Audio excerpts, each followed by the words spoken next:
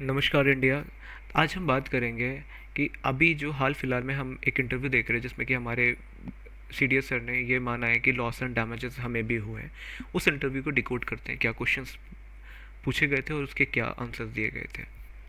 देखो, रिपोर्टर द्वारा direct question पूछा गया था। एक हिसाब से मैं बोलूँ तो वो जस्ट जानना चाहते थे, उनको ये नहीं था कि ऑपरेशन सिंदूर सक्सेसफुल था या नहीं था।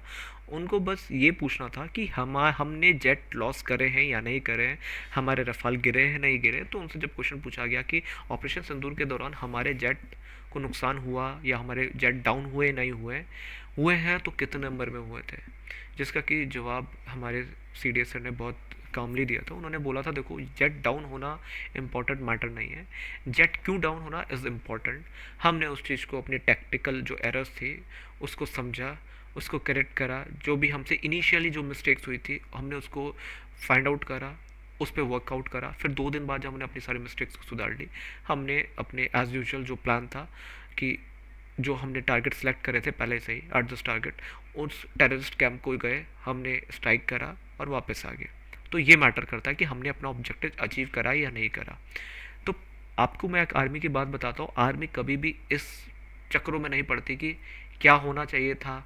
उनका इन चीज़ों से कोई मतलब नहीं, हो पास में कभी ड्वेल नहीं करती थी। हमने ऐसे कर लेना चाहिए था, हमें वैसे कर लेना चाहिए था, हो गया फ्लैप। अगर कुछ हो जाता है उस हिसाब से प्लान नहीं हुआ तो आर्मी हमेशा डिवेट कर जाती है दूसरे प्लान पे। उनके पास बहुत प्लान्स रहते हैं, ये नहीं तो ये नहीं तो ये। यही विनिंग माइंडसेट है हमारी इंडियन आर्मी का। दूसरा, उन्होंने ये बोला था नंबर्स कोई मैटर नहीं कर सकते। नंबर्स का कोई कोई जेट डाउन हुए, कितने हुए, ये कोई मैटर नहीं करता। और दूसरा, उन्होंने इस चीज़ पे भी क्लियरिटी डाली है कि जब एक पाकिस्तान नैरेटिव चला रहा है कि उन्होंने हमारे 6 रफाल गिरा दिए, तो उन्होंने बोला नहीं, कोई 6 रफाल नहीं गिरे हमारे। तो उन्होंने इस चीज़ को क्लियर कट कर दिया। देखो, अभी ऑफिशियली ये स्टेटमेंट नहीं आई कि हमारे कितने जेट डाउन हुए नहीं हुए। हाँ, उन्होंने ये जरूर क्लेम करा है कि लॉस एंड डैमेजेस हुए हैं। अब मैं आपको इतना भी बता दूँ, loss and damages is a part of war operation. इसमें कोई बड़ी बात नहीं है, इसमें शॉकिंग बात नहीं है कि लॉस एंड डैमेजेस कैसे हो गए। कोई भी जब बड़ा ऑपरेशन होता है तो वहाँ पे लॉस एंड डैमेजेस होते ही हैं, चाहे कितनी स्ट्रॉन्ग आर्मी हो। तो इससे कोई फ़र्क नहीं पड़ता, क्योंकि हम, और जो इंडियन आर्मी ने ऑपरेशन करा था वो पाकिस्तान के अंदर घुस के टेररिस्ट कैंप को अटैक करा था। तो उनके घर में घुस के मार के आए हैं। तो ये आर्मी ने पहले ही स्पेकुलेट करा होगा कि क्या रॉन्ग हो सकता है, क्या राइट हो सकता है, क्योंकि वो प्रोफेशनल है। हम उस लेवल पे नहीं सोच सकते हैं। अब हम इनकी स्ट्रैटेजी की बात करते हैं। अगर आपको मैं बताऊं तो जो इंडियन आर्मी ने सीडीएस सर के स्टेटमेंट में बात कही गई थी कि हमने इनिशियली मिस्टेक्स हुई थी, हमने उन मिस्टेक्स को करेक्ट करा, देन हमने अपने टारगेट को अचीव करा। देखो, यहाँ पे ना 2 स्ट्रैटेजी निकल के आ रही है, प्रोएक्टिव स्ट्रैटेजी और रिएक्टिव स्ट्रैटेजी। आर्मी ने दोनों का कॉम्बिनेशन यूज़ करा है। प्रोएक्टिव स्ट्रैटेजी अगर मैं बता दूँ कि जो ऑलरेडी हमने प्लान करा है और उस हिसाब से हम काम करेंगे। सपोजली मुझे एक्स वाई जेड जगह पे जाना है, तो उसके लिए मैं जो भी प्लान करूँगा कि मैं सुबह उठूँगा, 10 बजे बस पकड़ूंगा, रेलवे स्टेशन पहुँचूँगा और फिर तब रेल पकड़ के अपने डेस्टिनेशन पहुँचूँगा। ये होती है प्रोएक्टिव स्ट्रैटेजी। वहीं पे होती है रिएक्टिव स्ट्रैटेजी। रिएक्टिव स्ट्रैटेजी होता है कि अगर कुछ एनवायरनमेंट में चेंज हो गया, कुछ मेरे फेवर में नहीं पड़ा, तो मैं अपनी स्ट्रैटेजी को कैसे चेंज करता हूँ, दैट इज़ रिएक्टिव स्ट्रैटेजी। और इन दोनों का बैलेंस होके ही कोई भी प्लान सक्सेसफुल होता है। अब जैसे मैं अगर आपको एग्जांपल दिया था मैंने कि मुझे एक एक्सवाइजेड डेस्टिनेशन में जाना है, तो मैं सुबह जल्दी उठूंगा। तो इसी में अगर मैं आपको ऐड करूं कि मैं सपोजली सुबह सब चीज़ मेरा प्लान सही चल रहा है, मैं सुबह उठा, बस में बैठा, टैक्सी में बैठा, और जैसे मैं रेलवे स्टेशन पहुंचा तो भीड़ लगने के कारण, जैम लगने के कारण मैं 5 मिनट लेट हो गया, मेरी ट्रेन छूट गई। अब यहाँ पे मैं क्या करूँगा, मैं फटाफट आऊँगा, मैं टैक्सी ड्राइवर को बोलूँगा, भैया ये 500 रुपये पकड़ो और मुझे ये स्टेशन, जहाँ ये पहला स्टेशन रुकेगी उससे पहले मुझे पहुँचा दो उससे।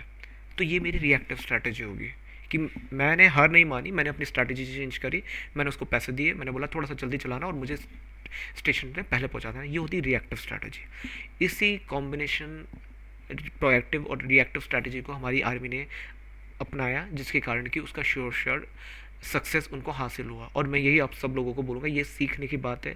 हम सब लोगों को आर्मी की स्ट्रैटेजी से सीखना चाहिए और ये स्ट्रैटेजी को अपनी लाइफ में भी उतारना चाहिए। और हमें अपनी गलतियों को लेके ड्वेल नहीं करना चाहिए कि क्यों होगी, किस लिए होगी।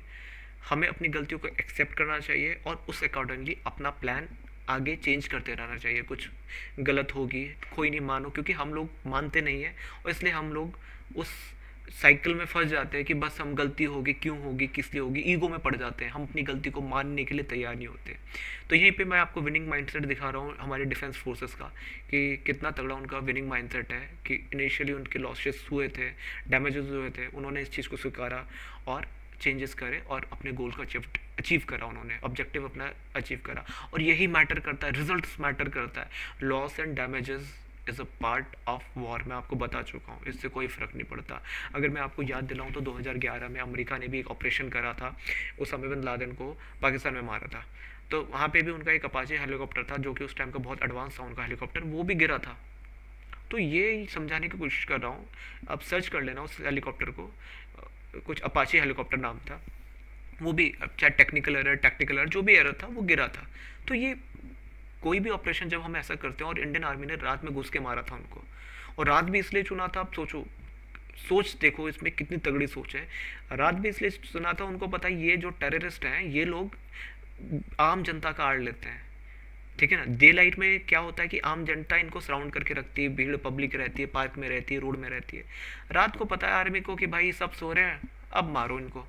और ये माइंडसेट देखो, ये कितने आगे लेवल पे सोचा है। अब लोग ये सोचे थे रात को क्यों करा, रात क्यों करा, तो ये माइंडसेट था उनका कि उनको, जो जनरल पब्लिक था उनको नहीं हिट करना है, उनको सिर्फ जो उनके सिलेक्टेड टारगेट थे जो उन्होंने चूज़ करे थे उसी को हिट करना है।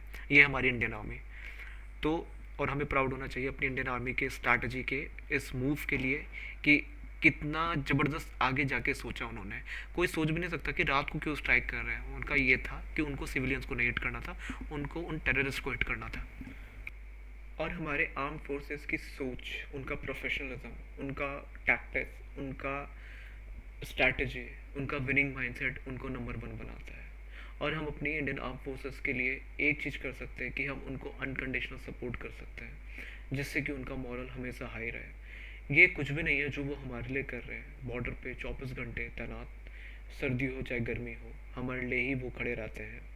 और उसके मुकाबले उनको अनकंडीशनल सपोर्ट करना एक बहुत छोटी चीज़ है। Thank you guys. अगर आपको वीडियो पसंद आई हो, आप लाइक कर सकते हैं, आप कमेंट कर सकते हैं, आप सब्सक्राइब कर सकते हैं, और आप अपना ओपिनियन कमेंट बॉक्स में लिख सकते हैं। Thank you guys. जय हिंद, जय भारत।